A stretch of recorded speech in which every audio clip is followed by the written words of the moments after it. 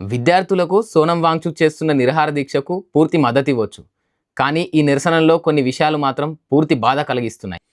విద్యార్థులకు న్యాయం చేయడమే మన లక్ష్యమైనప్పుడు దృష్టి దాని మీద ఉండాలి. కానీ కొన్ని వీడియోలు చూస్తుంటే విద్యార్థుల వేదికపై మతపరమైన నినాదాలు, దేవుళ్ళను టార్గెట్ చేయడం ఇలాంటి విషయాలన్నీ కనిపిస్తున్నాయి. అసలు విద్యార్థుల భవిష్యత్ పోరాటంలోకి మతపరమైన రంగులు, వివాదాలు ఎందుకు వస్తున్నాయి?